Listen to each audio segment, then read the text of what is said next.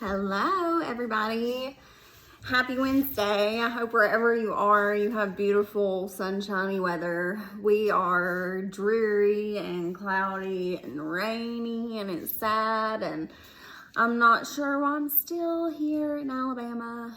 I should be living somewhere tropical or in Florida with the sun and the sand and, anyway. But I'm happy here in Alabama, all except for rain and cold and winter and all that. Anyway, the humidity in the summer is really great for my plants, so there's a definite pro. Anyway, today's topic is dairy products. I love this topic because it is one of the first topics that really interested me and encouraged me to go into nutrition as a career, because I am so interested in the way food and vitamins and minerals and everything affect our body, and I'm interested in like natural healing versus medicinal, like doctors. I prefer like holistic healthcare. So the thing about dairy is I am lactose intolerant. Since I was in my teens, I have had issues with my digestive system anytime I consume a large amount of dairy at one time. So if I eat a bowl of ice cream, or I drink a glass of milk, or have anything that is highly concentrated with dairy products, I experience major discomfort, major pain in my stomach. It will blow up like a balloon. I look like I'm about 9 months pregnant. Like if you stuck it with a pin, it would explode. So I learned when I was younger that my body did not like dairy products. I could still consume dairy in small quantities at a time, small sporadic quantities. Like I could have cheese on my pizza or sour cream on my taco. If milk or butter was in a recipe, it didn't cause me any major issues usually. But as I got older, I developed adult cystic acne that I couldn't explain. I had like these whelps underneath my skin that were very painful, and they were everywhere. I felt like a teenage boy. I was extremely insecure about it. It wasn't like hormonal, like around my chin or whatever. There was no rhyme or reason to it. It didn't make sense. And I've always been a huge believer that things in our body could be healed or prevented naturally. That's not always the case. I know that as an adult, but I think most of the time things can be prevented, or the progression could slow, or even fixed in a natural way. So I started digging in about my acne because I couldn't figure it out. I couldn't, get rid of it. I had tried everything you could think of. I had used Proactiv. I had used like whatever the fad was at the moment. I had changed my makeup. I had changed my hair care, skin care. I mean, everything. It was absolutely absurd. I could not get rid of this acne. So I came across this article in my research that was a very like broad comment, and it said something about caffeine, chocolate, and dairy can be contributing causes of acne. And it was like in that moment something kind of clicked in my head, because I thought, well, if I've got such major digestive sensitivities with dairy, I wonder if dairy could be affecting my skin. So I kind of dug in just a little bit deeper and went to researching dairy in relation to acne. And what I found was that dairy products can cause acne, they can inflame existing acne, and they can keep acne from healing at all. So I found that really surprising, and so I decided to test it out. I came off of dairy completely, and my skin cleared up. It was almost like magic, and so I tried adding a little bit of dairy back into my diet, and my skin went haywire again. So, you know, because once wasn't enough, I tried it a couple of times. You know, I learned everything the hard way, and I, again, came off of dairy. My face, my skin cleared up. Added back in a little bit of dairy, and again, a complete flare up. So, I am aware now that dairy not only affects my digestive system in a very obvious way, but it also affects my skin in a very obvious way. In my research on dairy, it was kind of like opening Pandora's box, because I got so interested in a lot of the different twists and turns, and I don't know, kind of conspiracy theories that are out there in relation to dairy. If this is something that interests you, you should totally Google dairy conspiracy, and it'll keep you entertained for a little while. But that's neither here nor there, right? Just something, if this is like, if you're like me at all, which I think there's like, what, 12 of us that are interested in stuff like this, you should totally Google it. Anyway, so some of the stuff I learned is really what I want to chat with you today. I think it's good to like just start from the top, and I'm really going to go very basic, and kind of give you the high points about it. So first of all, when we're talking about dairy, I think we have to nail it down to, you know, milk that is produced from a mammal with the intention of growing a smaller mammal, okay? So that's whether it's human, whether it's a cow, a sheep, a goat, whatever. If that milk is produced originally from a mammal to grow another mammal, this is a dairy product, okay? If that product originates from milk from a mammal, it's a dairy product.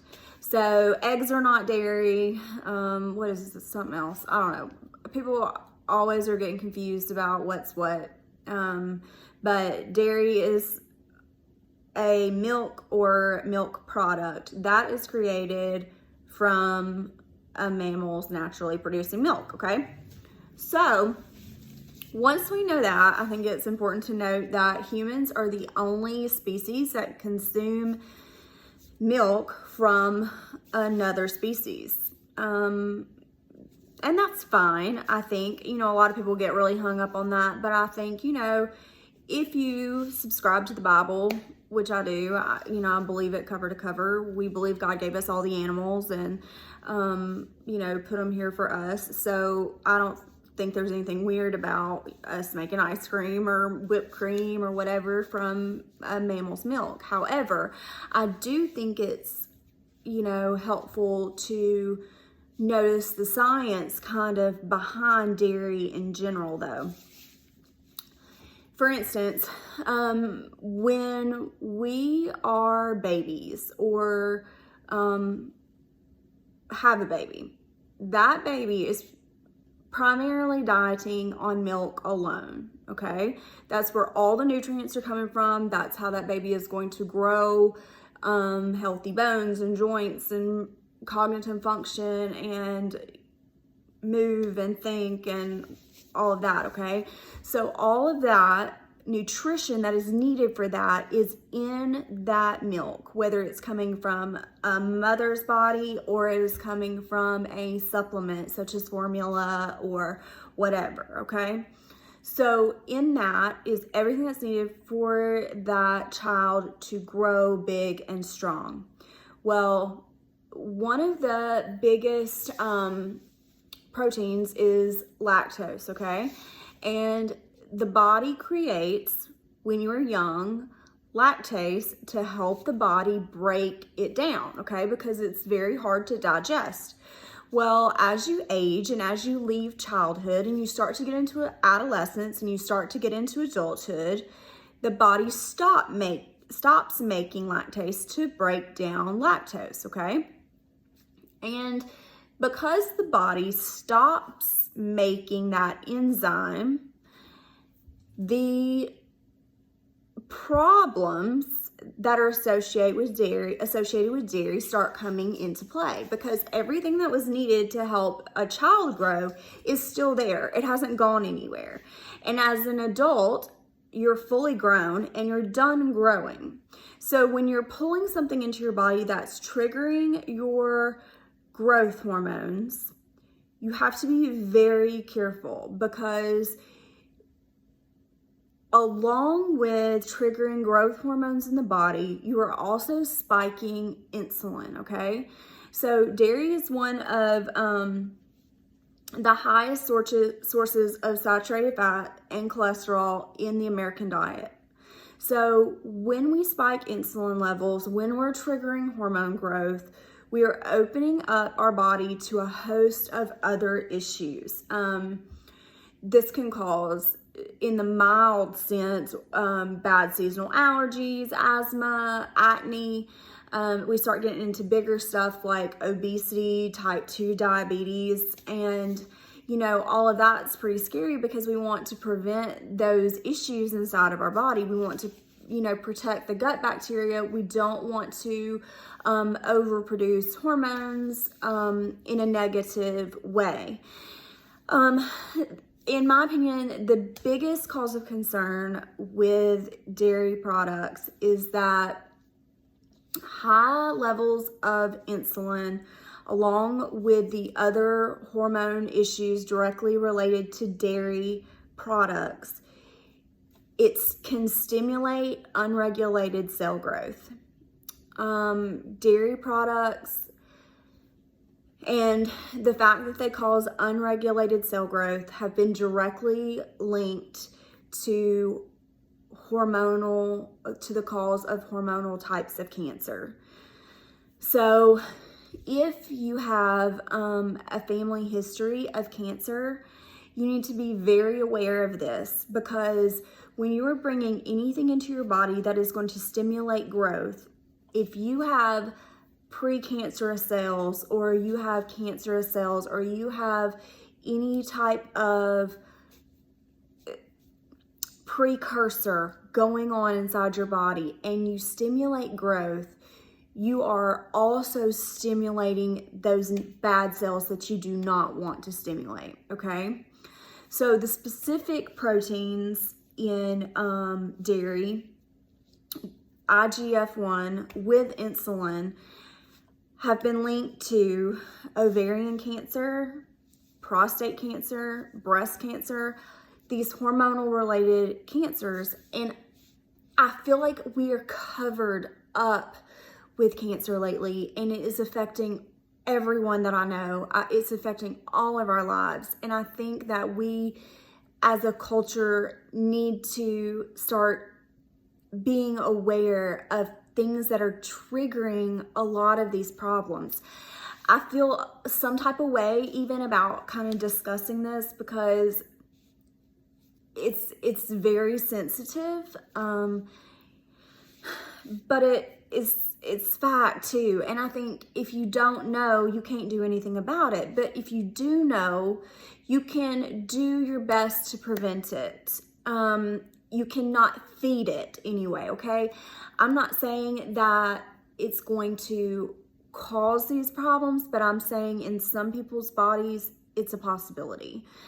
You need to do your research. You need to know, it's my mission to put this information out there for you. This is information that people pay me to sit down and to go through with them on a daily basis. I've had cancer patients. I have had, people with all kinds of autoimmune disorders come and work with me, and we go on these very specific elimination diets. And what I'm trying to do is give you all this information for free, because I think that it's been held back for way too long. And I think we don't know what we don't know. And I want you to know. I'm not keeping it over here to myself, okay? If you have a history, protect yourself. Be aware. Moderate your dairy intake. It can stimulate negative growth in your body. If you don't believe me, message me and I'll send you the studies that I've looked at. That will just blow your mind all over something as small as a consumable food, okay? So, anyway, big, heavy little moment with that, and I'm very sensitive to the subject, and I just want to protect. I want to prevent, and I want to help you protect and prevent in your life and in your family's life. The more you know, the more you can change. We can't know everything. We can't change everything. But with a little bit of knowledge, we can make that impact and we can start making those positive changes, okay? All right. Thanks for watching. I'll chat with you later.